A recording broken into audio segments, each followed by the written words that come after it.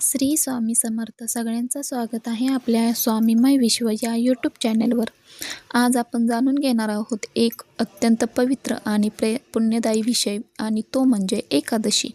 एकादशीचे महत्त्व काय आहे, उपवास का करावा आणि या दिवशी भगवान श्री विष्णूंची कृपा कशी प्राप्त होते, म्हणून हा व्हिडिओ शेवटपर्यंत नक्की पहा.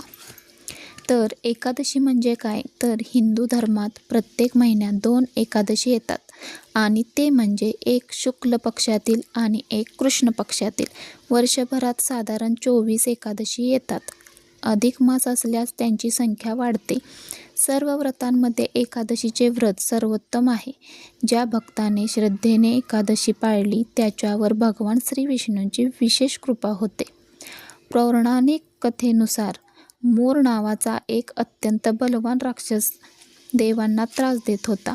भगवान श्री विष्णूंनी त्याच्याशी अनेक दिवस युद्ध केले. युद्धादरम्यान भगवान एका गुहेत विश्रांती घेत होते. त्याचवेळी मोर राक्षस त्यांच्यावर आक्रमण करण्यासाठी आला.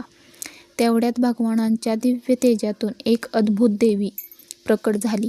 तिने मोर राक्षसाचा वध केला. भगवान जागे झाल्यावर त्यांनी त्या देवीला वर मागण्यास सांगितले. तेव्हा देवी म्हणाली, माझ्या दिवशी जो भक्त उपवास, जप, नामस्मरण आणि भक्ती करेल त्याला आपण मोक्ष आणि आपल्या चरणांची प्राप्ती द्यावी. भगवान म्हणाले, आजपासून तुझे नाव एकादशी असेल. जो तुझे व्रत करेल त्याचे सर्व पाप नष्ट होतील. तेव्हापासून एकादशीचे व्रत अत्यंत पवित्र मानले जाते. आपण एकादशीला उपवास करावा. तर उपवास म्हणजे केवळ अन्न न खाणे नव्हे. उप म्हणजे जवळ आणि वास म्हणजे राहणे, म्हणजेच त्या दिवशी भगवानांच्या अधिक जवळ जाण्याचा मार्ग म्हणजे उपवास. एकादशीचे आध्यात्मिक महत्त्व अनेक संतांनी सांगितले आहे. संत तुकाराम महाराज, संत नामदेव, संत ज्ञानेश्वर आणि वारकरी संप्रदायातील असंख्य संतांनी एकादशीला विशेष स्थान दिले आहे. भगवान श्री विष्णूंचे स्मरण मनाला शांती, धैर्य आणि सकारात्मक ऊर्जा देते. तुम्हाला मी एक छोटीशी गोष्ट सांगते. एका गरीब वृद्ध भक्ताकडे काहीच नव्हते. तो प्रत्येक एकादशीला फक्त पाण्यावर उपवास करून दिवसभर राम कृष्ण हरी आणि विठ्ठल विठ्ठल असा जप करायचा, आणि लोक त्याची थट्टा करायचे. पण तो म्हणायचा, माझ्याकडे धन नाही पण देवाचे नाव आहे. काही वर्षांनी त्याच्या आयुष्यातील संकटे हळूहळू दूर झाली. त्याच्या चेहऱ्यावर नेहमी समाधान दिसू लागले. लोकांनी विचारले, तुला इतका आनंद कसा मिळतो?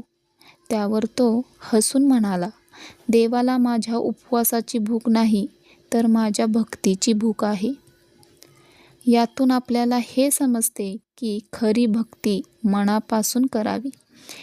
एकादशी म्हणजे केवळ उपवासाचा दिवस नाही, तर तो आत्मशुद्धीचा, नामस्मरणाचा, संयमाचा आणि भगवान श्री विष्णूच्या कृपेचा दिवस आहे. जर तुम्हाला हा व्हिडिओ आवडला असेल तर व्हिडिओला लाईक करा, कमेंट करा आणि आपल्या मित्रपरिवारासोबत शेअर करा, आणि स्वामीमय विश्व या चॅनेलला सबस्क्राईब करा. चला तर मग पुन्हा भेटू एका नव्या आध्यात्मिक विषयासह. तोपर्यंत श्री स्वामी समर्थ. जय जय स्वामी समर्थ.